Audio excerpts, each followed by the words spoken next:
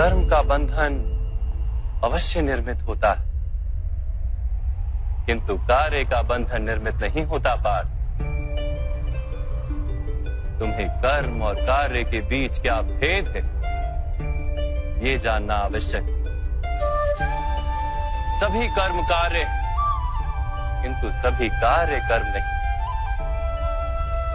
कर्म उस कार्य को कहते हैं जिसके साथ फल की आशा जुड़ी। मनुष्य जब भी सुख की, संपत्ति की, प्रशंसा की आशा रखकर कोई कार्य करता है तो वो उस कार्य के फल से बंध जाता है। जब किसी कर्म को फल की आशा से किया जाए तो उसे सकाम कर्म योग कहते हैं, और जब किसी कर्म को बिना किसी फल की आशा से किया जाए तो उसे निष्काम कर्म योग कहते हैं। इसी कारण से उसे बार बार जन्म लेना पड़ता है। वास्तव में मनुष्य को कोई कर्म नहीं बांधता, कर्म से जुड़ी आशाएं उसे बांधती।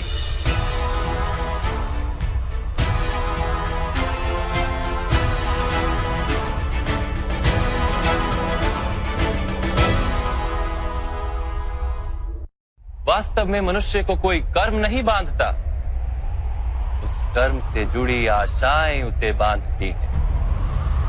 वो कैसे माधव?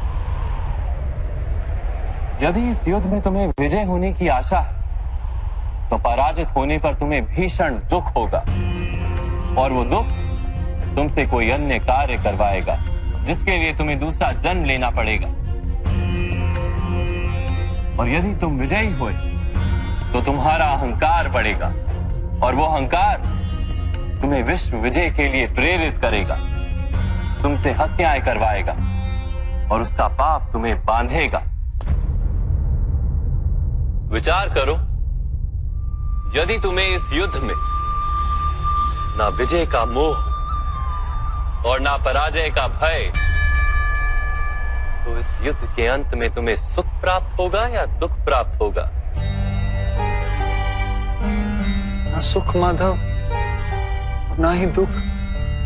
अर्थात तुम्हारा सुख, दुख, हताशा, निराशा, अहंकार युद्ध के कारण नहीं है। युद्ध के साथ तुमने जो आशाएं बांधी हुई हैं, उसके कारण है। क्या ये सत्य नहीं है पार्थ?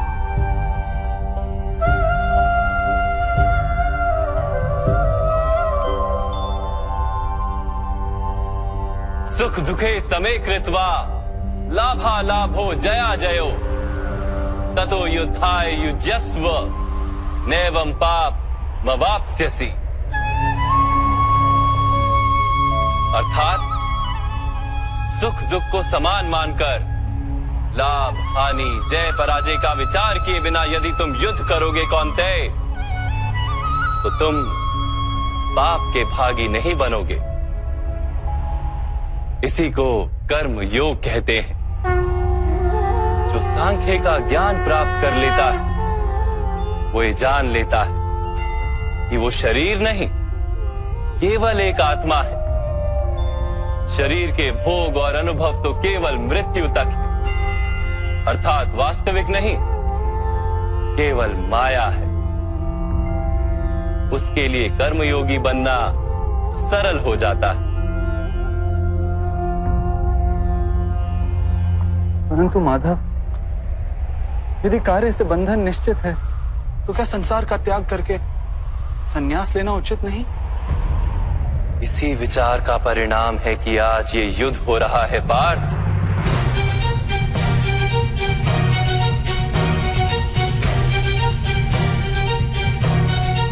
विचार करो, जब सत्व गुण से भरे धर्म को जानने वाले लोग कर्मों का त्याग करते हैं, तब अधर्म से भरे लोग भी संसार को चलाते हैं।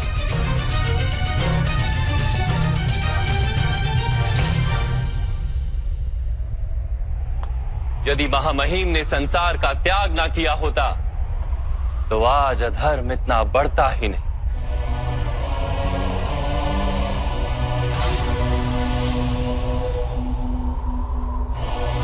और तुम्हारे पिता ने यदि संन्यास ना लिया होता तो आज भ्राता युधिष्ठिर सुख से राज कर रहे होते।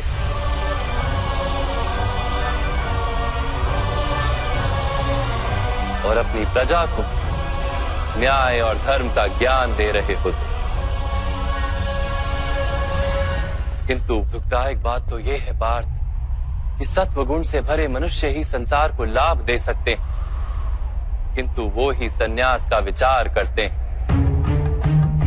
जैसे जल तो भाप बनकर उड़ जाता है और कीचड़ वहीं पड़ा रहता है, वैसे सत्वगुणी सज्जन लोग तो संसार का त्याग कर देते और तमस से भरे अधर्मी लोग संसार में कार्य करते हैं। इसी कारण से संसार में पाप और अधर्म बढ़ता है।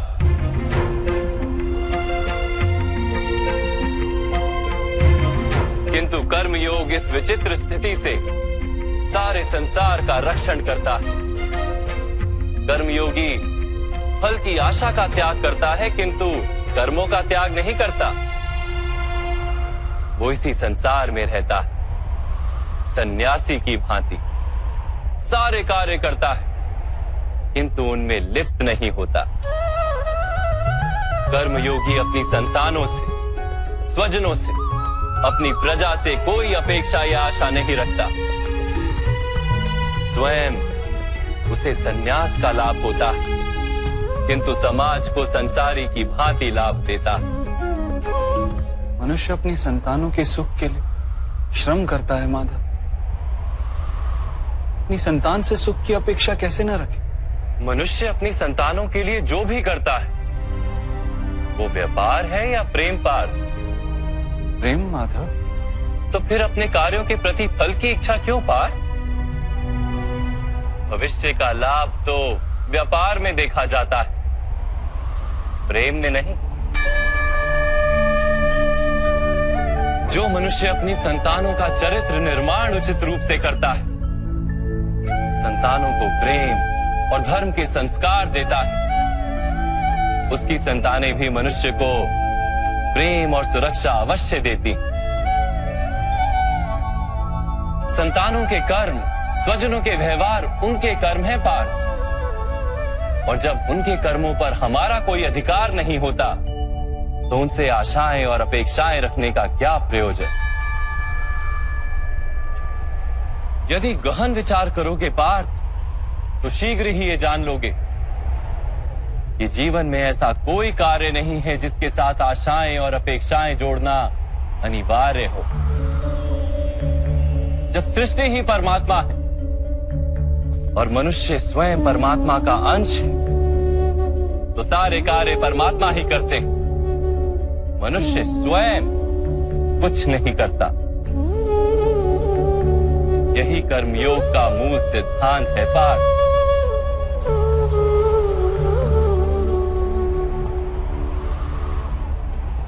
तुम्हें भी कर्मयोगी बनकर ये युद्ध करना आवश्यक है पार्थ। त्रिगुणिया विश्या वेदा निस्त्रिगुण्यो भवार्जुना, निर्द्वंद्वो नित्य तत्वस्थो निर्योग क्षेम आत्मवान।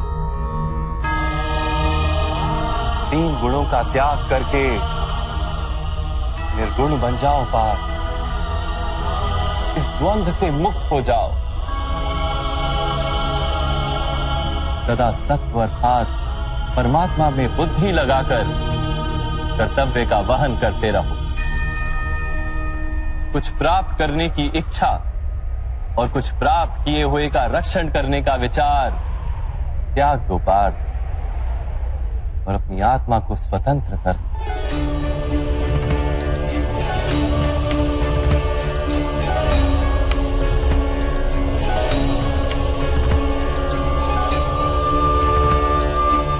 स्मरण रहे पार्थ, कर्मण्यवाधिकारस्ते मा फलेषु कदाचन मा कर्म फल हेतुर्भु मा ते संगोस्त्व कर्मणि। तुम्हारा अधिकार तो केवल कर्म करने का है, फल तो ईश्वर के हाथ में। इसलिए ना कर्म से भागना उचित है और ना ही कर्म के फल की आशा रखना उचित है।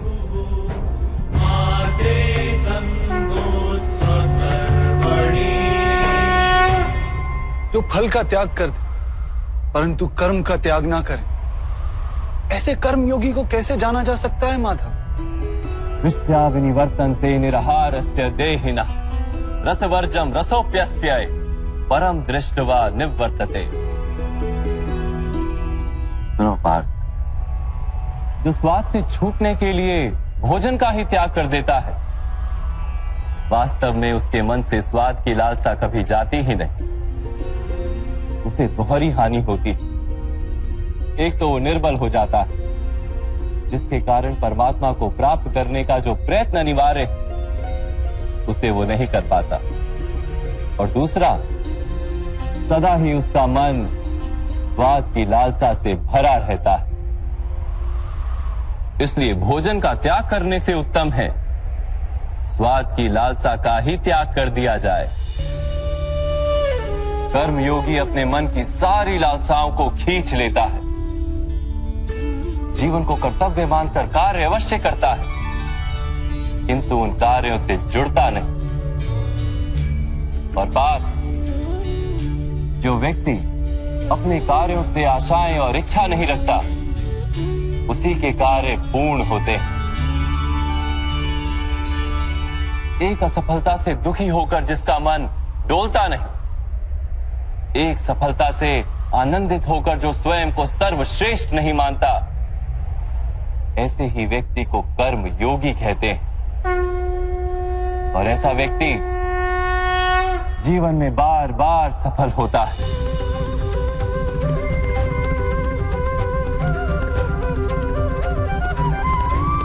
ध्यायतो विषयान पुंसः संगस्तेषु पजायते संगात संजायते कामा कामात् क्रोधोऽभिजायते क्रोधात् भवति सम्मोहः सम्मोहात् स्मृति विभ्रमः स्मृति भ्रंशात् बुद्धिनाशो बुद्धिनाशात् प्रणश्यति।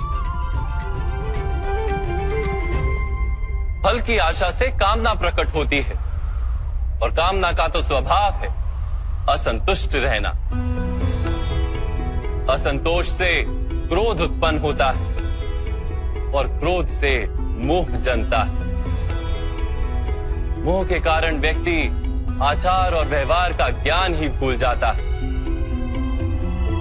ज्ञान के जाने से बुद्धि चली जाती है, अनुचित प्रकार के कार्य होने लगते हैं, और समाज ऐसे व्यक्ति का शत्रु बन जाता है। और अंत में ऐसे मनुष्य पूर्णतः पतन हो जाता है।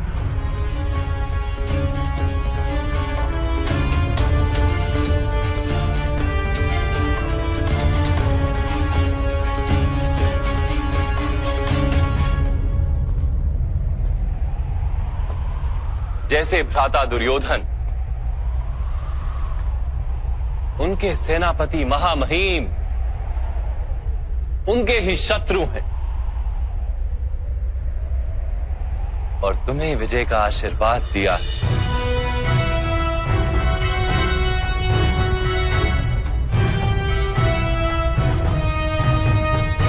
पार्थ, कर्मयोग ब्रह्म विद्या का दूसरा चरण है। परमात्मा में अपनी बुद्धि स्थिर करो, स्वयं को आत्मा जानो, मिथ्या बंधनों से मुक्त हो जाओ, और फल की आशा का त्याग करके केवल कर्म करते रहो।